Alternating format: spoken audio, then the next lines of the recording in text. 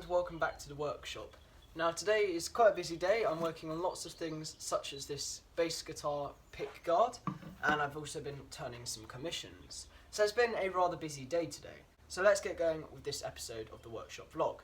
So here is a look at the new Mitre Saw. It's a DeWalt 701 sliding Mitre Saw.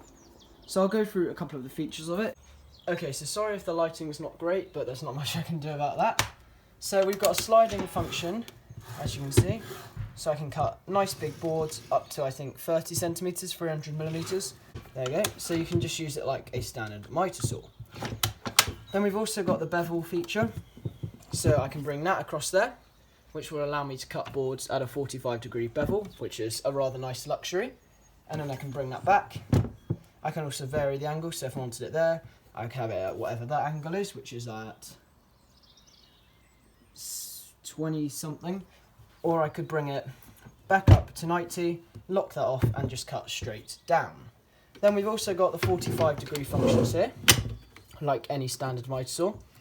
You've got your 30, you've got your 22.5, which is there, and then you've got 0, sorry that's 0, then you've got 22.5, 45, and you've got your 30s and all the other features as well. Just got to work out where all of them are. So I've set the Mitre Saw up with a little bit of 2x2, so I'll just plug this in.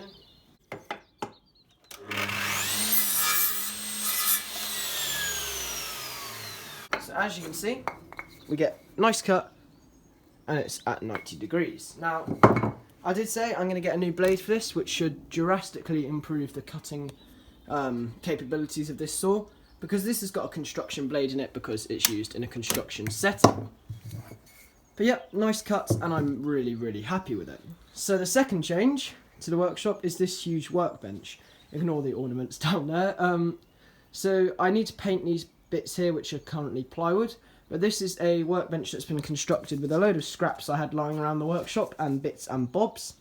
And the worktop came out of the house. So we've got a drawer feature there. I can't take it seriously with those things there. Another drawer there. Organising shelves here and here. Another organising shelf here, and another organising shelf here. This centre compartment, usually when it's not got those in it, is for a chair to be able to go in, so that if I'm doing something like texturing work or colouring work on a bowl or something like that, then I can sit down and I can relax whilst doing it. Bandsaws, just as it always was, a little bit dusty at the moment. I was cutting plastic on it, which is not particularly fun to cut. Metal cabinet up there. I've got one wood holder thing there, and I put another one up there. These are so good for getting all these boards out of the way, because these boards are horrifically warped. So when I get a planer thicknesser, I'll be able to machine all of those up, but for now they stay up there, and you can see I've got a range of things lying around in the workshop. The shelf, you've seen that before, that's as it is. These canvas prints up here, tool wall, and that's basically it in terms of the workshop changes. And I've now got carpet that goes almost to the end of the workshop.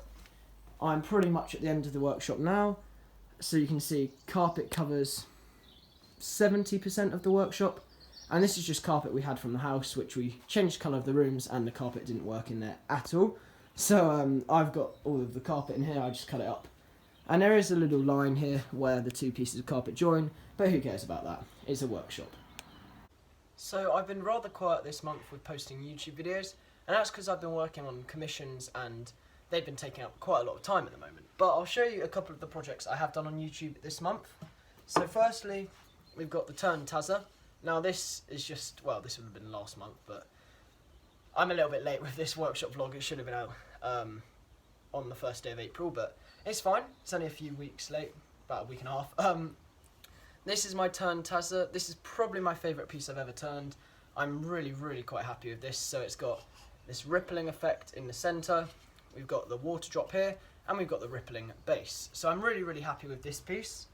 And then I also turned a mallet out of a log. That was my April YouTube cross-channel challenge edition. So this is my mallet turned from a piece of sycamore and an apple handle. And I'm really happy with this. I think it's turned out really well, to be honest, and I couldn't have asked for much better. And then, as you can see, we've got all of the grain that you can see there, and I'm particularly happy with how that turned out. And then on Instagram, I did a Instagram live 2 weeks ago now, and I turned a few eggs. This is my favourite one. It's not quite in proportion, but I'm fairly happy with it. And as you can see, we've got a really, really nice shine on it. And this was finished with wood tanners blend, as were all of these pieces. Just differing ways of applying it. So some I sanded to 1500 grit, others I sanded just to 400. It all varied. In terms of other bits and bobs in the workshop, as I said, the Mitre Saw station, so we're going to have a quick look at that. I know I've mixed around the order now, but it doesn't really matter. So the Mitre Saw station is going to be basically going under that blue cabinet. So what I'm going to have is a flip top Mitre Saw station. So essentially it will be a worktop with two fold out sides, like so. And this will save space, which I don't particularly need to do, but it's always good to try and save space where you can. And I also think it will make it a lot more accessible and versatile for me. Having that flip top capability will just make it easier to store, and when I'm not using the Mitre Saw, I don't have to have all of those huge bits of worktop sticking out the way. So I think that's quite a helpful part of this Mitre Saw station.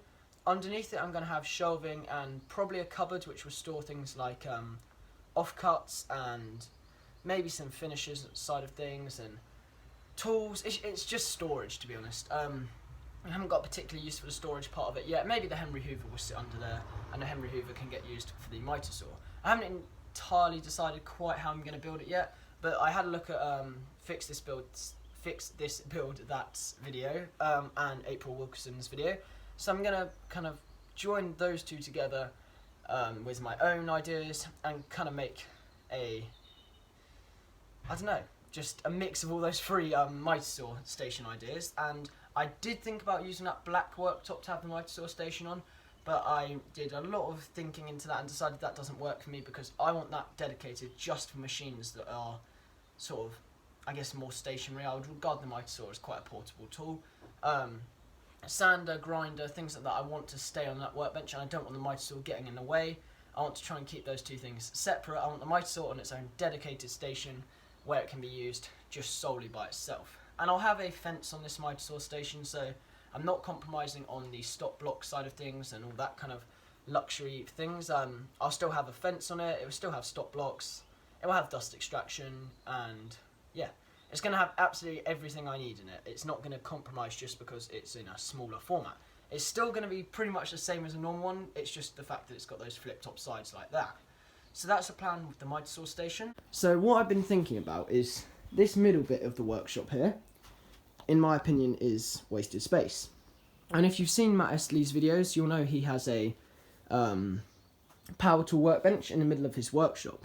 Now, I was thinking that's a really good idea, and I'm probably going to make something very like that to go in the middle of the workshop. It won't be quite as fancy as his is. It won't have a it won't have all of the features that his has, but it will be fairly decent, and it will fit this middle of the workshop space quite nicely. So then that means I'll have space to do huge glue ups if I need to. If I want to do a really big project, for example, I do want to do something with a go-kart engine and things like that in the summer. Once lockdown eases, I want to invite a few friends around, do an all-nighter stream, and try and get something built in a whole night. So maybe like a go-kart or something like that. And then by the end of the stream, have it actually running. That's just an idea at the moment. I don't know if it will happen. But that leaves this space with a really good thing to have in the middle. It's got a machinery workbench to the side of it, and then the power tool workbench can go in the middle. So I've got this stunning burr that was given to me here. So I've machined it all up into somewhat of a round blank. Personally, I want to put a bit of resin into it, just some clear resin, just to help fill some of these big voids here. The resin's also going to help strengthen it, as this burr is got a lot of weakness in these parts and a little bit of rot, but I think it's absolutely stunning, especially these red parts here, and I think it will look really, really nice as some sort of a little bowl. So I think we'll put a bit of resin into it, and I'll find some sort of pot to put in. I've decided it would be a horrible shame to encase this in resin, so instead I'm going to leave it to sit for a couple of days, and I'll turn a nice flat bottom onto it, and I think it's stunning. If it falls apart, it falls apart, then I'll encase it in resin, but I think it will be alright. It's just that bit there I'm a little bit nervous about, but I could always dribble a little bit of resin into that gap there. Anyway, that was a little detour in this vlog. We'll move back onto the actual vlog now. Let's move back onto this workbench area. So this workbench is going to be moved. I've got this lovely Morris Minor armchair thing. So this was something my uncle gave me. It was a Morris Minor chair, and I put a thingy on it, a stand, old chair base on it. So this is like quite a comfortable chair to read something in or whatever. So under this stuff, I've got a load of my woodworking books, and this is what I want to go into there. So you can see we've got Morris Minor books, DIY books, 52 boxes in 52 weeks, magazines, woodworking books, some random other bits. I bought one of these for a project, ripped it apart, cut it up. I forget what they're called. There's some sort of bath thing, but I just think that will create a really nice pattern if I spray paint through that. So that's what that's for. That's just one of those that I bought, I think about £1. Ripped it apart, and yep, and some towels for the workshop. So yeah, those books are going to be going into here. So I'm going to build a bookshelf that will probably go from the floor maybe to about there on the plug, so that I can put a light on this stand. That plug's a really useful plug to have though, because if I'm using a bandsaw, I tend to use the bandsaw in this area. I find this is the best place to use the bandsaw. Find it the most comfortable. I can run my long boards through it here, so that plug's very useful there, and I can also leave chargers and things. So I will have some sort of side table. I'm going to buy a really nice slab or something from Surrey Timbers, I think. And I think I'm going to make a little side table that can go here. So this is going to be like the chilled out area. The rest of it will be a workshop, but I do want somewhere I can relax, because I spend the majority of my night and day in here. I just use my bedroom for work and sleep. That's literally it. So this is kind of where I spend all my time. So I want it to be somewhere I can also relax and don't have to sit on the floor or whatever. So if you can spot yourself on a sticker wall, that's great. Leave a comment and let me know. So there's a fair few on there now. Lots of well-known people on there, and some smaller channels and things too. Honestly, the best stickers at the very top. Design and make. If you want to be part of the sticker wall, send me a DM on Instagram, or just email me if that's easier for you. My email is designandmakeyt@gmail.com, or my Instagram is just designandmake, I believe. I should really know, and yeah, just send me an email, or you can use the website contact form. Doesn't really matter either way. All of the links are down below though for all of those relevant things. But if you want to be part of the sticker wall, let me know. We've got lots and lots of channels on there now. Got the Flaming Turner, Design, Create, Innovate, Bertie's Workshop, Swan42 makes, Emma Cook, Stacey makes, Ian in the Shed, Badger Workshop. I've got a Weira Tool Rebels one there. Carterbrook Nice, Ben Stanton, Brothers Make, I'm sure I say his name wrong every time. T17 Media, Chestnut Products, Sean Evely, Woodtanners Blend, Surrey Timbers, and Design and Make. That's all the stickers I got on there at the moment. If you want to be part of it, shoot me over a DM. Well, I hope you've enjoyed this rather bizarre workshop vlog. It's been a bit random things, random stuff, but that's basically what the workshop vlog is. It's a chance for me just to get a chat in with you guys, talk about all the projects, all of the stuff that's going on. There is rather a lot of things going on at the moment. I might get this video out tonight. It's Sunday, and it's about, 6 o'clock now. I don't know. If I get it out, it'll be out at 9, but that's pushing it for the editing. But we'll see, hopefully. And I'll also have dinner and that, but you know, I'd quite like to get the video out tonight, I think, rather than on Monday, because Monday I have a lot to do, as do I have a lot to do in the rest of the week. But anyway, enough of what I've got to do. In terms of videos this month, we'll have, well, we're in April now, so it's April the 11th, I think, today. So videos that I'll have coming out will be, hopefully, if all goes to plan, this Burr project. I haven't actually got so much of a plan this month in terms of the videos that I wanted to get out. I'm just sort of taking some time to do some other bits and bobs, sort out more business side of things. So in terms of what I'm going to try and get out, I know that didn't make much sense, but I'm going to try and get this Burr project out.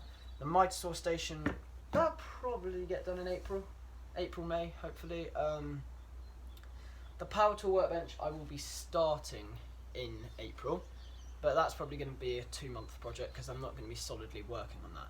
Although I say that, but I expected that machine bench to take me a lot longer, and that took me a weekend, and that is, to be honest, not my finest piece of work. It's just some screws and some planks of wood just joined together to make some form of workbench. But once it's painted, I think it will look fairly smart. It does the job. I don't really care too much about the form of it. It's the function over the form at the end of the day for me. Power tool workbench, so that will be more of a professional looking bench than some of my other ones in here. It'll be more on the standard of my lathe bench, which I'm really happy with. This lathe bench is probably the best sort of workshop item I've ever built. I absolutely love this, and it does everything I need. The only thing I would probably have changed is I probably would have added a second shelf in the middle where the cupboards are. I can still do that if I choose to, but to be honest, I'm not that fussed.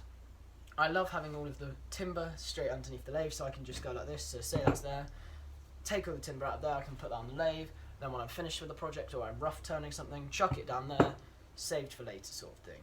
I just love having all of the stuff conveniently placed underneath my lathe. I used to have it all scattered over my, in the shed, over my workshop there, and having all of the stuff for the lathe in one place is a big, big positive of this workshop, definitely. But anyway, that's it for this workshop vlog. I do hope you enjoyed this video. If you've got any project suggestions, drop them down below. Thanks for watching.